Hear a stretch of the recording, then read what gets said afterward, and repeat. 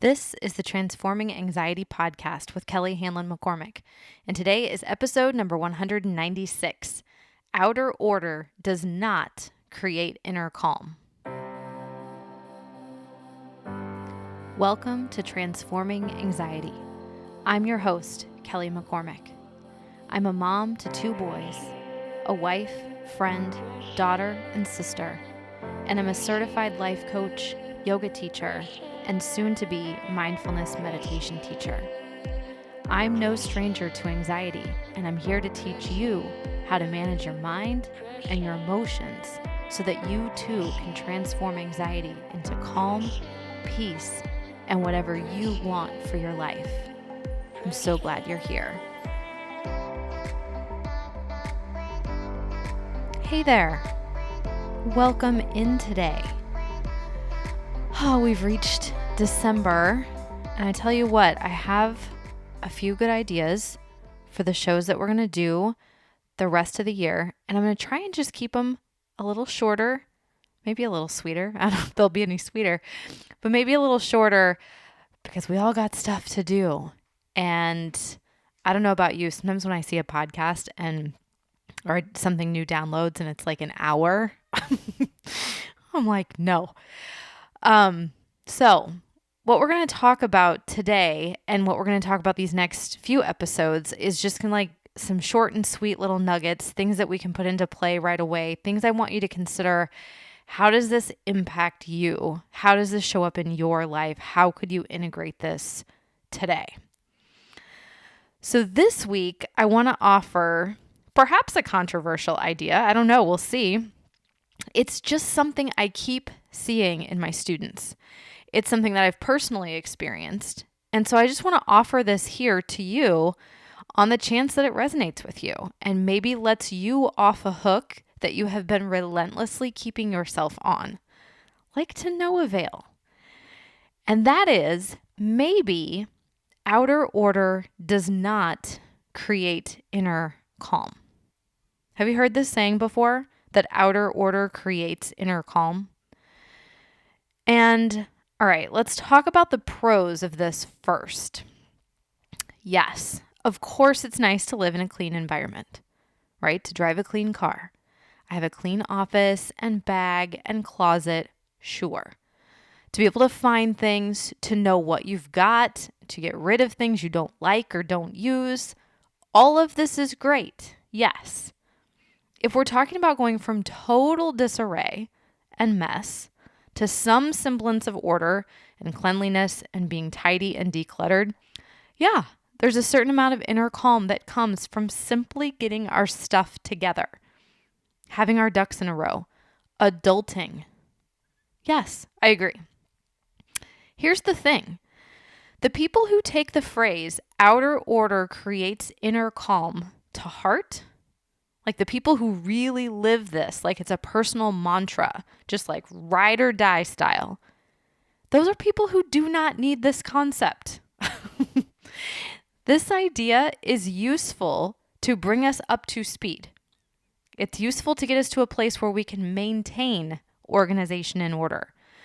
But from that point, this is a really slippery slope that some of you, me, are maybe using as a way to, well, what are we doing with this? Kind of becomes a weapon that we use against ourselves. It becomes this finish line that we can never cross because no matter what you create order-wise, there's always more. Have you noticed? You can get everything cleaned up, but then there's more laundry to do. You can declutter your closet only to remember the basement has all those old boxes. You can keep purging and straightening and deep cleaning and rearranging until you're exhausted. But wake up tomorrow and there will be more to do. This is a never-ending loop.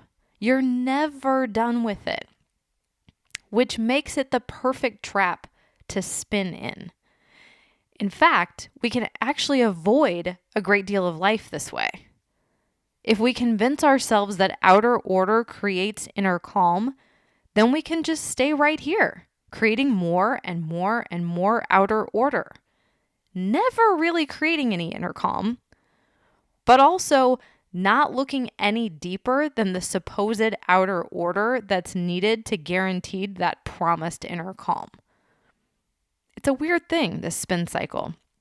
This idea, this belief that all I need is more order, more calm, more order, more calm. But you see how it becomes kind of manic, right? We lose the plot. We lose perspective when we fully fall into the outer order creates inner calm mindset. Like, do you know how many ways in there are? How many paths towards calm, towards peace, contentment, stillness, okayness? There's thousands of ways in. Now, is this one way? Maybe, probably, but it's not the only way, and it can backfire. All right, so Jeff Foxworthy style, you ready? You know how you're using the idea of outer order, inner calm against yourself if, like, do you remember that? Was that the 90s when he was beating that bad joke to death? You know you're a redneck if, does he still do that bit? Is he still around? I don't know.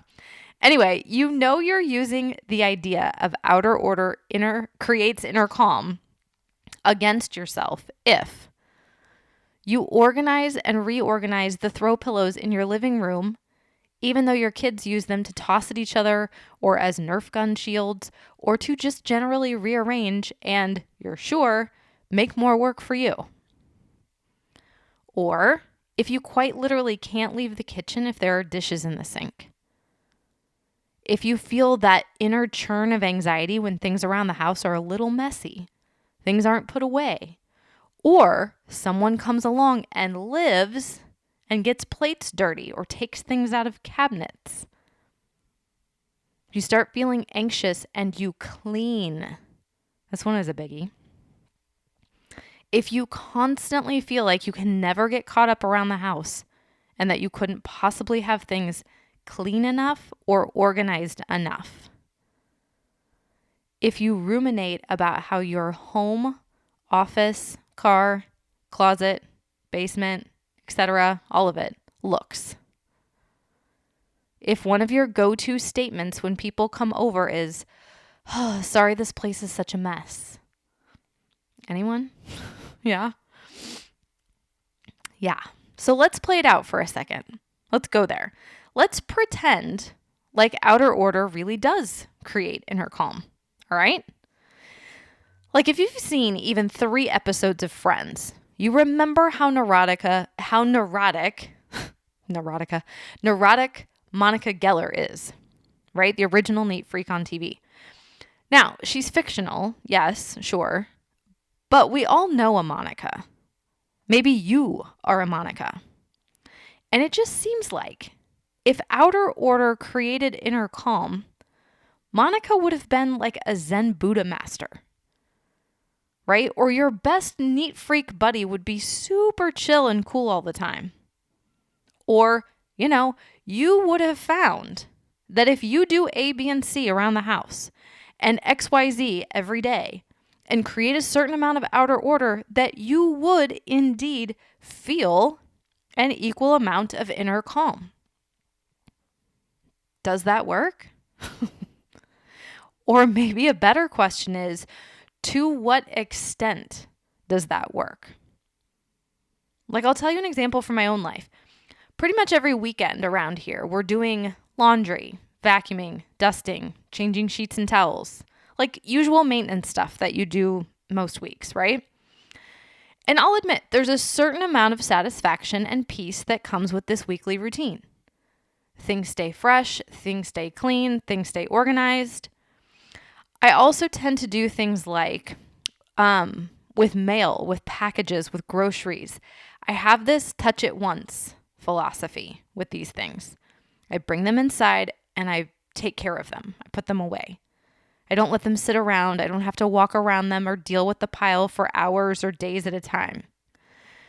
And yes, to an extent, all of this routine and maintenance and just generally keeping up with things does help create a sense of inner calm. To an extent. Like I know where things are. I know what I've got. I know where, the house just feels generally organized and clean. Great. And I really am in the practice of letting it end there, letting go from there. I have 2 boys, I have 2 cats, I have a dog, and I have a husband. Now, all of those beings, they either don't care about having a clean and orderly house, or they have a different idea of what that means, or they just generally have a different schedule and life and preferences in which they're going about their day. Like the idea that I can live with all of those other beings and 100% have what I want to have cleanliness-wise, order-wise, it's never going to happen. Now here's another fun little angle. If I'm dead set on the idea that outer order creates inner calm, and all these other beings are messing up my outer order, I'm hosed inner calm-wise. Like if this is true, then it's like I have to maintain some outer order in spite of the beings whom I arguably love the most in the world, who I live with, kinda, sorta, pretty much always working against me. Like this is just not an idea I want to believe. I just don't see the upside of this past the very rudimentary concept of basically keeping your life together. Stay functional. Wash dishes. Do laundry. Keep the place picked up and clean. Sure. Past that, I just don't think this is useful. Really, try this on for yourself. Is it working for you? Is this helping to motivate you or inspire you in a way that you don't otherwise feel motivated or inspired? Does this truly create an additional layer of inner calm for you? Does it move the needle for you in a significant way towards steadiness, towards contentment, towards stillness? I've yet to find one example, even one, of how and where this mantra, this saying, has been meaningful. So, kind of short and sweet today. I know, I'm seeing this a lot. I just wanted to offer it here to you in case you're also a self-proclaimed Monica that's dead set on creating inner calm by organizing the hell out of the outer world. Like here's another example. It's kind of like money. There's a certain amount of money that you need, right? They say money can't create happiness or can or whatever. You need a roof over your head. You need food on the table, right? There's a certain level of okayness that finances provide. Past that, money doesn't create happiness. It does create happiness in that it creates stability, right? And there's no doubt that happiness is harder to come by in a wildly unstable environment. And same here. Outer order creates calm to a point. Past the point of functionally adulting in the world, there is no amount of order that you can create in the external world that's going to dramatically shift how you feel. That's an inside job. Enough money to be stable, good. Enough order to be fully functional, good. Then we have some work to do that has nothing to do with money or order. Like from there, it's truly an inside job. Which, speaking of, it's been a while since I've reminded you here on the podcast that, this is what I do. I work with people. I work with people one-on-one to teach the tools and the modalities of that whole inner work, that whole inside job part. How to manage your mind and how to know yourself. That's what I do. And I have a few openings going into the new year. So if you're interested in personalized support, come on over to kellyhanlonmccormick.com/apply. You can tell me a little bit about yourself, your experience with anxiety, with stress, with overwhelm, self-doubt, you name it. And we'll find a time to talk further and I can share with you what this work looks like. All right. Outer order maybe doesn't create inner calm. Just try it on. See if that resonates for you. right? And I will be back at the same time, same place next week for more Transforming Anxiety. And until then, please take care. Do you have someone to help you with your stress, anxiety, worry, and overwhelm? If not, I would love to be your coach.